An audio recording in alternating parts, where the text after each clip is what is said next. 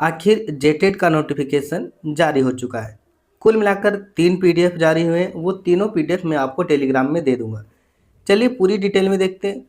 जो जेटेट का फॉर्म हम लोग भर सकते हैं वो 21 अप्रैल 2026 से 21 मई 2026 तक भरे जाएंगे। मतलब फिर भी बहुत लेट किया। 21 अप्रैल 2026 से 21 मई 2026 तक हम लोग आवेदन कर सकेंगे। मतलब आवेदन शुरू होने में 1 महीना बाकी है। ठीक है। और ख़ास बात यह है कि सभी लोगों को आवेदन करना पड़ेगा। जो पहले भी फॉर्म भर चुके हैं उनको फिर से फॉर्म भरना ही पड़ेगा। उसको फिर से फॉर्म भरना पड़ेगा और जो नहीं भरे हैं उनको भी भरना पड़ेगा। पैसा क्या फिर से लगेगा? तो जो पहले भर चुके हैं उनका पैसा नहीं लगेगा, उनका एक भी पैसा नहीं लगेगा। लेकिन जो पहले नहीं भरे उनको पैसा लगेगा। ठीक है। लेकिन फॉर्म सभी को भरना पड़ेगा। जेटेट का जो लोग एग्ज़ाम देना चाहते हैं उन सभी लोगों को ज़रूर फॉर्म भरना पड़ेगा। अगर पिछली बार भरे हैं तो इस बार भी भरना पड़ेगा। योग्यता क्या चाहिए? तो देखिए, आप भारत के नागरिक हो। योग्यता में कोई भी आपके द्वारा आपराधिक मामले में दोषी ना पाए गए हो। मतलब अगर आपके ऊपर केस चल रहा है, कोई दिक्कत नहीं, कोई भी केस हो कोई दिक्कत नहीं, अगर आपके ऊपर साबित हुआ है तब आप नहीं भर सकते। उसके बाद शैक्षणिक एवं प्रशैक्षणिक योग्यताएं। ठीक है।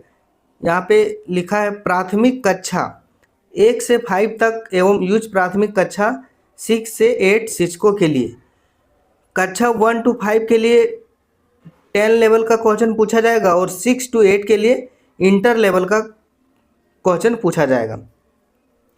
उसके बाद आगे कह रहा है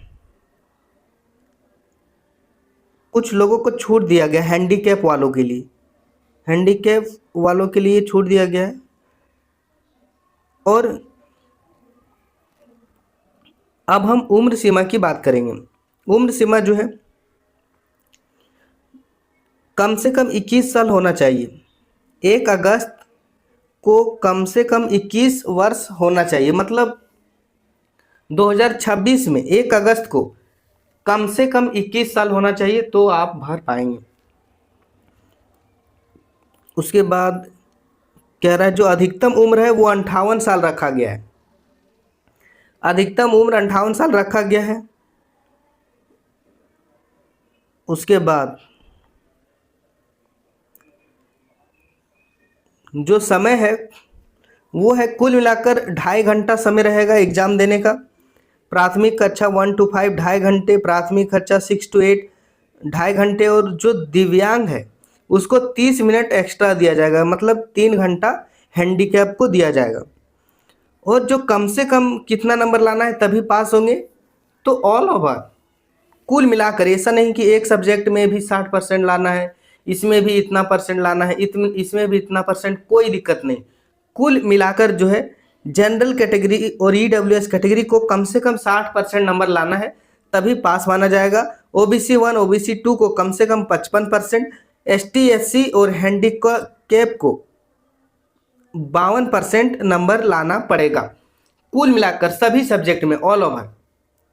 ये क्लियर हो गया आपको कि ऑल ओवर में ही जितना बोला, जनरल का और ईडब्ल्यूएस का कम से कम 60, ओबीसी 1 ओबीसी 2 का कम से कम 55 और एसटी एससी और उसके बाद हैंडीकैप का कम से कम 52% लाना पड़ेगा।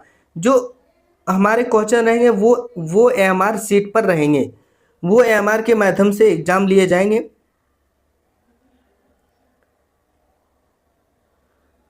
उसके बाद जो फीस है हमारा वो देख लीजिए। जो पिछली बार फीस भर चुके हैं उनको फिर से फॉर्म भरना पड़ेगा, लेकिन पैसा एक भी नहीं लगेगा। जो फीस है वो जनरल के लिए 1300, उसके बाद अनुसूचित जाति एससी के लिए 700, एसटी के लिए 700, विशेष रूप से कमजोर जनजातीय समूह, ये पहली बार सुन रहा हूँ, इसका 500, ओबीसी 1 का 1300, ओबीसी 2 का 1300 और ईडब्ल्यूएस का 1300 और हैंडीकैप का 700, यही है। और दोनों भरिएगा तो कंबाइंड यहाँ पे फीस दिया हुआ है। और बोल रहा है फीस नॉन रिफंडेबल, एक बार अगर पैसा दे दिया तो हम कभी नहीं देंगे, ये पुरानी आदत है। झारखंड की लूट लूट के अमीर हो गए। कुल मिलाकर यही है, और 3 पीडीएफ है हमारे पास, तो तीनों पीडीएफ मैं अपने टेलीग्राम चैनल में दे दूंगा। Best of luck. अभी अप्लाई करने में बहुत समय है, 21 अप्रैल 2026 से 21 मई 2026 तक अप्लाई किए जाएंगे। Best of luck. मिलता हूँ अगला अपडेट के साथ। तीनों पीडीएफ जरूर टेलीग्राम से डाउनलोड कर लीजिएगा।